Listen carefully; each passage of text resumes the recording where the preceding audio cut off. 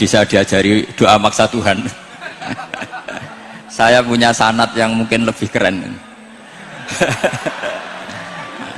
Jadi ada seorang Arabi berdoa di Raudhah, ya Allah, jika engkau jadikan orang soleh, maka yang senang adalah kekasihmu. Jika engkau menjadikan saya orang fasik, maka yang senang musuhmu, yaitu iblis. Tinggal jenengan mau menyenangkan kekasihmu apa musuhmu. Akhirnya ada hadis, ya sudah, soleh saja soleh. Doa kok gitu. Artinya kalau seseorang soleh yang suka siapa? Rasulullah. Rasulullah berstatus Habibullah. Ya Allah, kalau engkau jadikan aku orang soleh yang suka kekasihmu, kalau aku jadi orang fasik yang suka musuhmu, terserah jenengan mau menyenangkan musuhmu apa menyenangkan kekasihmu. Coba pun terserah jenengan. Tentu pilihannya Allah menyenangkan kekasih Allah. Itu saya ijazahkan ini. Semoga agak diterima. Covid. Jadi kalau di Ihya itu ada Kitabul Wujdi, ada yang baca Al-Wajdi. Tinggal zaman mondok ngarokati apa enggak tahu saya. Resiko mondok Lirboyo memang gitu, kata Mbah Mun itu harus semuanya diharokati. Tapi kata Mbah Mun ini sarang, jangan harokati semua, jangan maknani semua. Kalau dalil di sini katanya kan apa itu al ilmu sayyidun wal kitabatu qaiduhu. Jadi ilmu itu ibarat hewan liar, supaya enggak liar dicancang gitu. Tapi kata Mbah Mun abok cancang kabeh ya ketekekan mati gitu. Jadi ini, nah saya ini kan dikatakan Gus Kafabi tadi cucu murid. Ini saya senang sekali karena memang saya jarang mau diundang pengajian umum. Karena diundang itu artinya kan makmur, diperintah. Sehingga ini sekaligus maklumat, yang nggak merasa mbah guru jangan ngundang saya, itu kualat nanti. Karena saya berkali-kali bilang hormat kiai itu wajib, tapi ngatur kiai itu haram. Jadi aturan mainnya jelas, hormat kiai itu wajib, seneng kiai wajib, tapi kalau ngatur kiai haram. Ngatur itu ya fatwa itu fatwa ya. Begini, saya ini baru neliti, mungkin ini tahadus bin nikmat. Saya berkali-kali rembukan sama, termasuk diantaranya sama Profesor Quraish Shihab. Itu mau menjadikan manhajul Quran itu mudah. Di antara kitab yang saya pelajari serius itu kitab Syajaratul Ma'arif. Nanti sebagian tak tinggal di sini biar diajarkan Gus Rizza. Itu rencananya PSG Pusat Studi Qurannya Pak Quraish itu menerbitkan itu. Sementara ini sekarang di UI Universitas Islam Indonesia saya juga ngajar kitab itu. Kitab itu begitu mudah, menjadikan Quran itu pegangan. Kalau di sini katanya mau dimilenialkan itu, milenial itu. Itu begini, misalnya begini. Ini saya beri contoh. Jadi peristiwa-peristiwa khusus yang ada di Quran itu ditabwib secara umum. Jadi ini saya nanti tidak guyon supaya apa Gus Rizza gak kelihatan kalah, karena kalau guyon-guyonan itu menang saya. Saya ini orang Pantura. Saya misoh saja ada dalilnya. Karena memang dalam tarikh-tarikh itu gitu. Ini Muhammad ponakan kamu, kata orang-orang kafir. Saffaha ahlamana wasabba alihatana. Semoga gak ada yang menerjemah wasabba alihatana. Kitab itu mudah sekali. Misalnya begini, saya beri sekian contoh, mungkin 3 sampai 4. Babu nafil ibad bikullil bilad. Bab kalau seseorang itu harus manfaat di mana saja dia berdomisili. Terus beliau secara mudah bilang qala ta'ala hakian an Isa bin Maryam wa ja'alani mubarakan ainama kuntu. Saya adalah orang yang hidup di mana-mana itu membawa apa? Berkah. Terus beliau memberi judul secara umum babu nafil ibad bikullil bilad. Sehingga saya di Rembang, di Lirboyo atau di mana saja, etikanya satu, harus bermanfaat. Setidaknya manfaat, kalau ada orang ingin menang ya saya ngaku kalah lah. Kalau ada orang yang ingin saya diangkat jadi murid, ya oke, saya jadi murid beliau. Nggak masalah. Karena bagian dari kesalian itu tawaduk. Pasti yang tawaduk jadi wali, karena man tawadu'a rafa'ahu Allah. yang kumo luhur jadi guru pasti tidak jadi wali.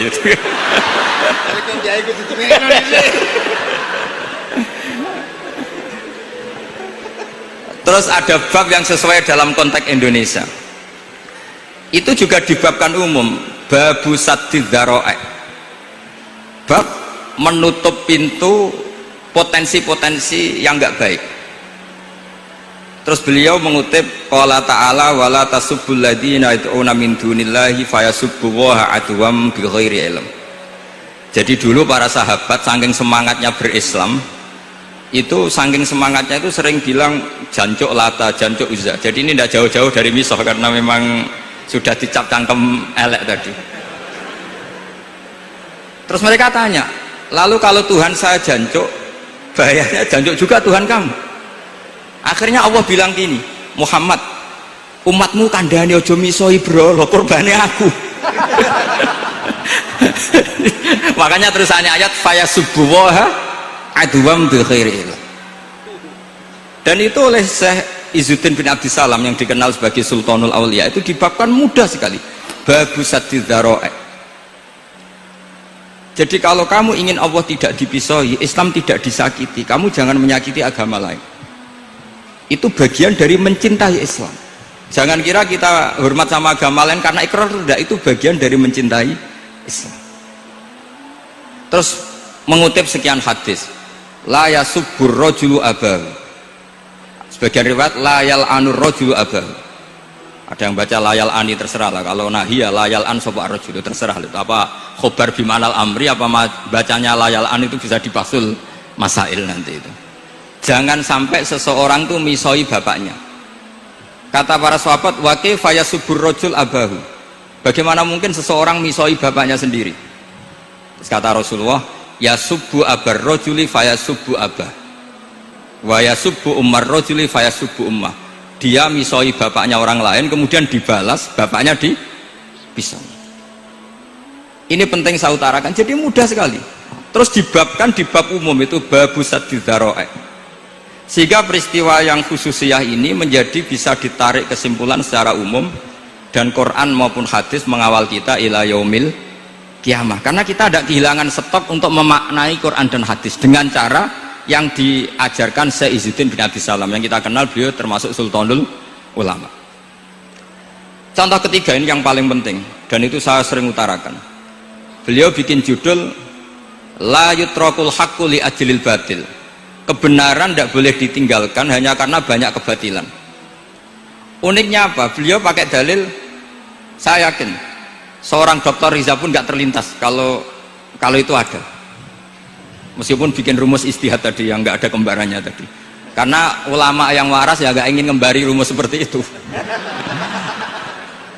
Memang nggak perlu dikembarin, apalagi dosen-dosen tribakti itu nggak suka. Ini padune ra kuat gaji kan gitu.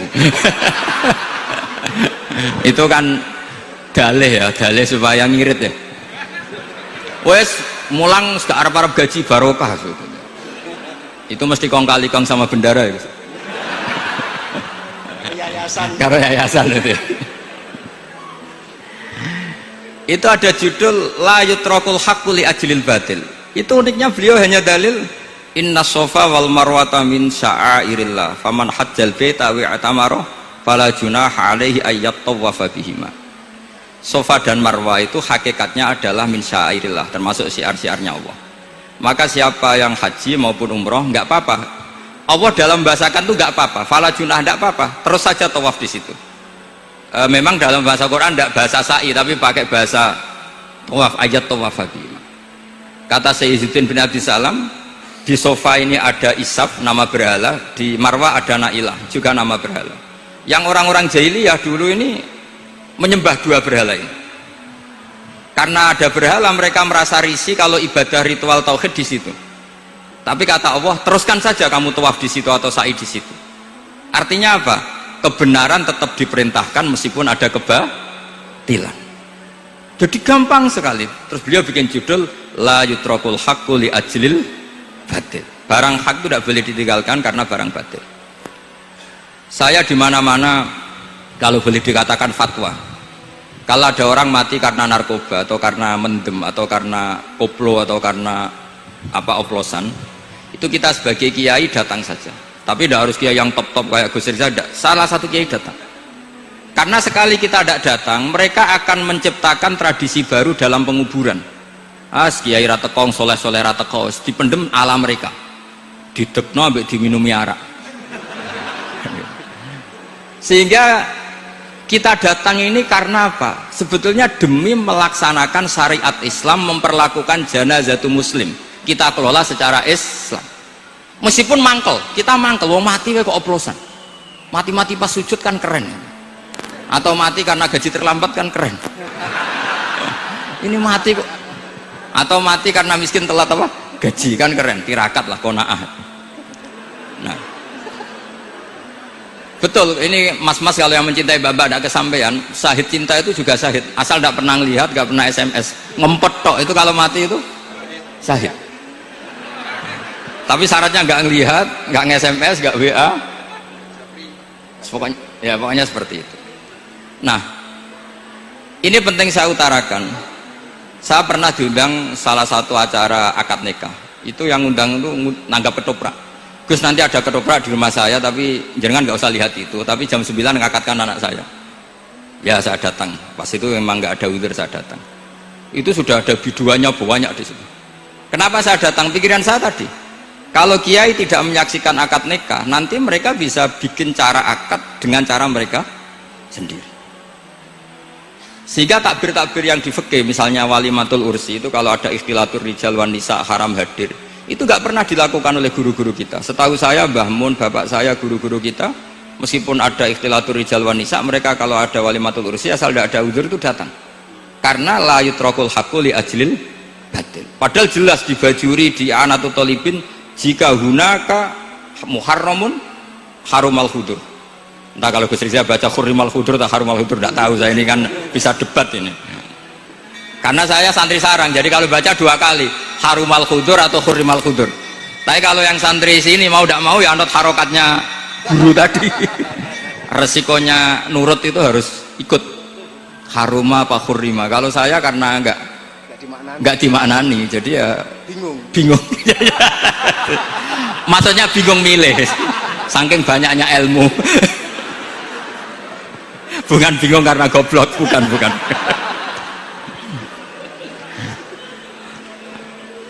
Ini penting saya utarakan. Jadi judul itu penting sekali. La yutrakul haqqu li ajlil batil. Contoh keempat, babu tolabil manzilah. Seorang yang terpercaya itu boleh cari pangkat di pemerintahan. Beliau dalilnya gampang sekali. Yusuf ketika merasa mampu mengendalikan ekonomi, ketahanan pangan zaman itu, beliau matur ke Aziz, ke penguasa Mesir, qala ja'alni ala khazainil ardh. Jadikan saya sebagai pengelola hasil bumi. Inni hafizun alim, saya ini orang terpercaya, saya ini orang yang pinter. Maka ngaku pinter itu boleh asal pinter betul. Karena Nabi Yusuf bilang inni hafizun alim. Ini sudah 4 sampai berapa? 7 sampai 7. 5 aja nanti ilmunya habis. Jadi saya mohon nanti kitab itu saya tinggal 1, tolong dipelajari teman-teman supaya apa ya, ada cara mudah.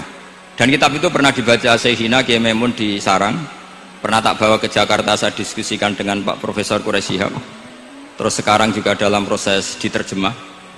Tapi saya mohon ini yang nggak penting, terjemahnya itu nggak penting sebenarnya. Ini anak-anak Lirboyo kan bisa ngartikan sendiri, bukan sekedar terjemah tapi ngartikan sendiri. Itu unik, cara memahami itu unik sekali dan mudah. Jadi setiap peristiwa khusus itu diberi judul umum. Nah barokahnya judul umum ini, Quran itu menjadi ngawal kita ila yaumil kiamat. Tapi kalau itu kamu anggap ini peristiwa Yusuf, ini peristiwa Yakub, peristiwa Ibrahim, maka seakan-akan Quran itu tidak untuk kita. Makanya tadi misalnya wala tasubul ladina dibabkan babu saddid dzara'i. Itu semudah itu, segampang itu. Sehingga dalam kitab Minhajul Abidin diterangkan ada seorang wali yang takut dosa karena banyak perempuan cantik yang pakai celana pendek, banyak bulat lah di dunia itu. Singkat cerita dia uzlah, dia santai-santai di gunung makan rerumputan. Terus ada wali yang kelasnya lebih tinggi, kamu di sini ngapain? Uzlah. Kenapa? Meninggalkan dosa. Terus digojlok sama wali yang lebih senior. Kira-kira ya saya gojlok Gus Rizal gitu. Kata si wali yang lebih senior tadi, taraktum ummata Muhammadin fi aidil mubtadi'ah. Sebetulnya kamu itu tidak menghindari dosa, tapi malah parah. Ketika umat tidak kamu pimpin, artinya membiarkan dipimpin kelompok lain. Dan itu bisa orang ahli bid'ah, bisa orang kafir, bisa yang lebih menyesatkan. Jadi uzlah itu tidak solusi. Ini pentingnya pembanding. Jadi gak apa-apa nanti setelah saya ngisi, dikasih kesempatan untuk bully saya, gak apa-apa. Saya terlalu sakti untuk dikalahkan. Jadi artinya muhibbin saya itu gak ngefek lah kalau saya diadili siapa? Gus Riksa. Gak ngefek. Jadi menurut saya nanti tak kasih kesempatan untuk ngadili saya gak. Terus setelah itu selesai, saya tidak jawab lagi. Sebagai latihan calon wali itu harus sabar, man. Jadi wal kadhiminal ghaidha wal afina anin nas. Jadi setelah saya dibully nanti saya bilang sudah saya maafkan, wassalamualaikum, terus gitu. Terus contoh yang paling ekstrim gini Gus Rizal, ada contoh babu jawazin namimah limaslahatin. Bab boleh adu-adu itu mengadukan satu peristiwa yang buruk ke orang lain karena maslahat. Itu contohnya unik sekali. Saya ini bingung, masa ada namam atau namimah kemudian ditoleransi. Terus beliau pakai dalil wajah arojulum min aqsal madinati yas'a qala ya Musa innal mal'a ya'tamiru nabikal yaqtuluka fakhrus innilaka minan nasihin. Musa, saya ini pegawai kerajaan Fir'aun, saya termasuk perwira di kerajaan Fir'aun. Saya tahu rapat tadi malam itu memutuskan menangkap kamu untuk dibunuh, maka kamu harus cepatnya keluar dari Mesir. Itu kan sebetulnya tipikalnya agak namimah, adu-adu, tapi limas lahatin. Itu mudah sekali kitab itu. Jadi saya mohon anak-anak Tribakti yang mau mengkaji Quran ingin alim, pakai kitab itu. Saya jamin kalau khatam pasti alim, khatam paham maksudnya. Daripada sampean pakai metode usul fikih itu keruwetan, karena selain judulnya sudah ruwet, lubul usul itu sudah ruwet. Dulu saya ngaji di Sarang itu semua satu kelas itu semuanya dapat 4 terus. Kecuali saya tidak dapat nilai karena gurunya bingung biji. Tidak tahu bingungnya itu karena dianggap terlalu alim atau terlalu goblok, tidak tahu saya. Yang jelas usul fikih saya itu nggak ada nilainya. Begini kalau dalam usul fikih kan begini. Ya ini agak menghormati pasca sarjana, jadi agak ruwet biar kesannya itu ya intelek atau pinter lah gitu. Kalau guyon terus itu kan nganggap sampean itu isane mau paham guyon itu, jadi gak ngergani orang seperti orang guyon terus itu. Tapi ini agak serius. Begini, misalnya saya sebagai kiai ngundang Zaid, kamu kesini. Saya jelas nyebut Zaid kesini, ada tamu. Sebetulnya saya ingin Zaid apa ingin cah dalam siapa saja asal bisa melayani tamu. Zaidun itu zikrul ba'di wa iradatil kul apa zikru Zaidin fi ainihi. Itu kan jadi perdebatan di ilmu usul fikih. Ketika Zaid gak ada, terus di situ ada pelayan yang bernama Bakar Umar gak datang, pasti kayaknya marah. Cek sombong ya santriku, tak udang rano sing moro. Terus misalnya anak-anak bilang, Pak Yai Anda kan tadi manggil Zaid, tidak manggil kita. Cek goblok maksudku ono sing nyuguhi teh. Ora kudu Zaid, Bakar Umar yo kena. Bocah kok goblok kan mesti gitu. Artinya gini, menyebut aktor dalam Quran atau hadis itu yuradu syakhsun bi'ainihi, apa itu bagian dari zikrul ba'di wa iradatil. Sehingga semua peristiwa di Quran entah itu nyebut Fir'aun berarti mewakili orang togo, orang yang lanjut, menyebut Musa mewakili orang baik, apa bagaimana itu jadi perdebatan. Nah itu di kitab usul fikih itu penjelasannya ruwet sekali. Sehingga mungkin misalnya begini dalam satu kaidah usul fikih, hormati tamu yang datang ke saya siapa saja. Setelah itu saya ralat, hormati Zaid jika datang bertamu ke saya. Dalam usul fikih itu potensi Zaid ini menjadi mukhassis, berarti siapa saja menjadi batal karena ditaksis kata Zaid. Ada potensinya begini, siapa saja tetap berlaku, Dan kiai menyebut Zaid adalah zikru ba'di afrodi dzalikal kulli, menyebut individu dari kuliah yang masuk. Jadi tetap hormati tamu siapa saja. Yang termasuk siapa saja adalah Zaid. Apa siapa saja tidak menjadi hukum karena terganti hanya khusus Zaid. Itu jadi perdebatan di perdebatan usul fikih.